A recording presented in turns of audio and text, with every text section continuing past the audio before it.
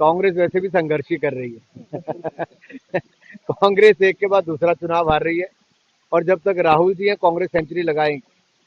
95 चुनाव अब तक कांग्रेस राहुल जी के नेतृत्व में हार चुके हैं। सेंचुरी 2026 में राहुल जी हार की लगा लेंगे, कांग्रेस लगा लेगी। अब मैं आपको दो आसानी से समझाऊंगा, आपको बहुत समझ आ जाएगा। 1989 में जवाहर रोजगार योजना नाम रखा कांग्रेस ने, और सोनिया जी का भाषण सुनिए पार्लियामेंट का, जब ये नरेगा लाए थे 2004 में। अब ध्यान से सुनिएगा। 1989 में जवाहर रोजगार योजना नाम रखा, 1999 में उसका नाम रखा जवाहर रोजगार समृद्धि योजना, फिर 2001 में रखा फूड फॉर वर्क, उसके बाद 2004 में जब इनकी सरकार यूपीए की आई तो ये लाए NREGA, national rural employment guarantee act, NREGA. तब भी महात्मा गांधी याद नहीं आए।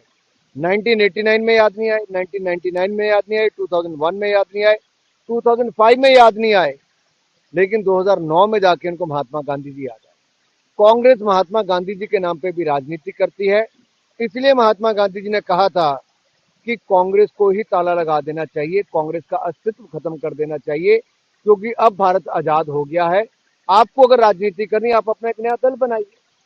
अब जहां तक जी राम जी की बात है, विकसित भारत के निर्माण के लिए, विकसित भारत के निर्माण के लिए गारंटी फॉर रोजगार एंड आजीविका मिशन ग्रामीण, जी राम जी, ये क्या है? 100 दिन रोजगार मनरेगा में मिलता था, अब 125 दिन रोजगार मिलेगा। जो दिहाड़ी मनरेगा में मिलती थी उससे ज्यादा दिहाड़ी यहाँ पे मिलेगी। मनरेगा में मात्र बजट 30,000 करोड़ कांग्रेस का था, मोदी सरकार ने 1,11,000 करोड़ रुपया खर्च किया इस पे एक साल में। यही नहीं, कांग्रेस के समय इसमें घोटाले होते थे, लोगों को पैसा नहीं मिलता था। हमने जियो टैगिंग इसकी शुरू करवाई, एसेट क्रिएशन शुरू करवाई, यहां तक कि लोगों को जो कांग्रेस के सरकार में पैसा नहीं मिलता था, हमने बैंक खाते खुला के सीधा बैंक में पैसा ट्रांसफर करवाया। अब हम 15 दिन की बजाय 7 दिन में पैसा देंगे, 125 दिन दिहाड़ी देंगे, ज्यादा दिहाड़ी देंगे, यानी कि मैंडेज भी बढ़ गए, दिहाड़ी भी बढ़ गई, बैंक में पैसा भी 7 दिन में आ गया। तो राम जी के गुण गाइए, जी राम जी। गारंटी फॉर रोजगार एंड आजीविका मिशन ग्रामीण। कांग्रेस को केवल राम के नाम से दिक्कत है, विपक्ष को केवल राम भक्तों का अपमान करना है।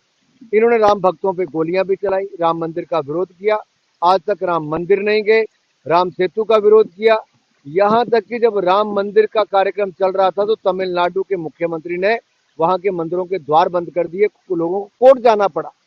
आज तमिलनाडु में कांग्रेस और डीएमके की सरकार मदुरई ब्रांच के जो मद्रास हाई कोर्ट है उसके मदुरई बेंच के ऑर्डर आने के बावजूद कंटेम्प्ट ऑफ कोर्ट करते हैं, और दीपम का इशू आज इतना गर्म है। क्या हिंदुस्तान में सनातन को गाली निकाल के कांग्रेस जीवित रह सकती है? कांग्रेस गलती में है। मुगल आके चले गए, अंग्रेज आके चले गए, सनातन था, है और रहेगा। उसमें एमए बोलेगी, मेरा डोमेन नहीं। उसमें बहुत स्पष्ट हमारे जो केंद्रीय मंत्री हैं भूपेंद्र यादव जी ने उनका बहुत डिटेल्ड इस पे बयान मिनिस्ट्री का भी